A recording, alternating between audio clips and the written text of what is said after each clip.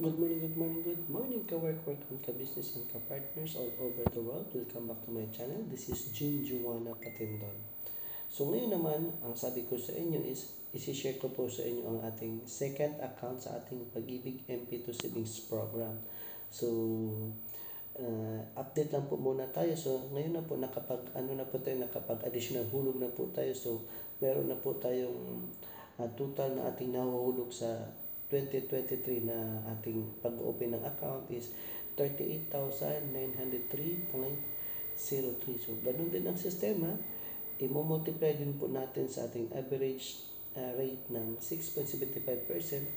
Ito po ay magkakaroon ng dividend income na 2,625.95. So, i-add on natin ang 38,903.03 plus 2,625.95, magiging 41,528.98 by the year 2024. So, for the meantime, ito lamang po ang ating assuming kasi nga November pa lang po tayo ngayon.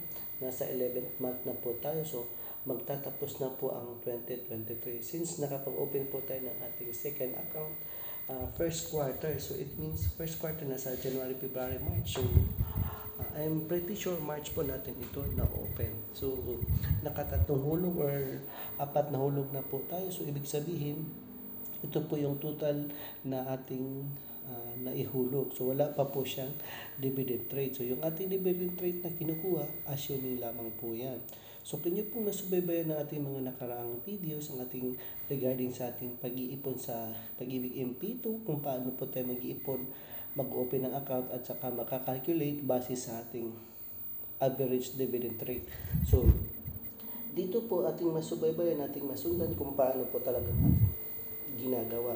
Kung inyo po nagustuhan ng ating video, paki-follow, paki-like, paki-share. Don't forget to click the notification para mas magiging updated pa po kayo sa ating mga susunod na video. Once again, Jen Juana Patindon. Para po ito sa ating mga OFW, payong ka-OFW, ka-partners, ka-business, and ka-work. So, ngayon naman, itutuloy natin ang ating pag-share sa ating Pag-ibig MP2 second account. So, dahil yan lamang po ang ating naihuhulog, so, for the meantime, yan lang po muna ang ating pagbabasihan ng ating dividend rate as per year at saka dividend income as per year. So, hindi natin alam na baka sa susunod na taon, 2024, magkaroon tayo ng mga incentives, commission, bonuses, or any other extra gracias na darating. So, kailangan natin maidagdag. So, abangan natin yan, guys. So, subaybayan po natin by the year 2024. Ang forecasting po is nasa April and March and April. So, yan po ang ating aabangan kung magtama po ang ating accumulated calculation or assuming dividend interest.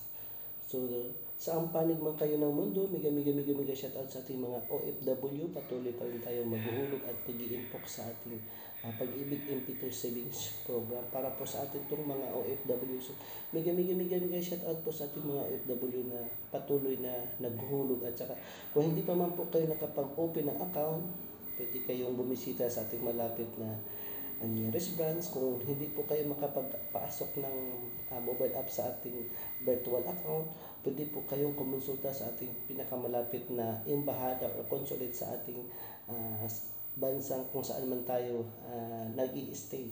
So, pwede tayo mag-inquire doon para lamang po magkaroon po tayo ng membership registration or paano po tayo mag-enroll or mag-avail ng sinasabing Pag-ibig MP2 Savings Program. So, naway inyong nagustuhan, naway inyong nasubaybayan, naway inyong nasundan. At saka kung marami pa po kayong mga katanungan, hindi po tayo expert sa ating Pag-ibig MP2 Savings Program, bagkus tayo po ay naghahanap ng pagkakaabalaan at pagkakakitaan. So, I'm considering this one as passive income since I have already first account. So, for the meantime, dito na po ako magpo-focus dahil nga nakapag-enroll na po tayo ng ating second account at saka mag-aantay na lang po tayo sa ating first account na magmamatured by next year. So, since hindi pa tayo uuwi, so mag-aantay pa tayo ng another one more year by 2025. Hopefully, by that time, I can show you kung paano po natin ma-reopen or ma-re-under ulit ang ating pag-ibig contribution. Thank you for watching. Stay safe, God bless, and bye-bye. See you next time!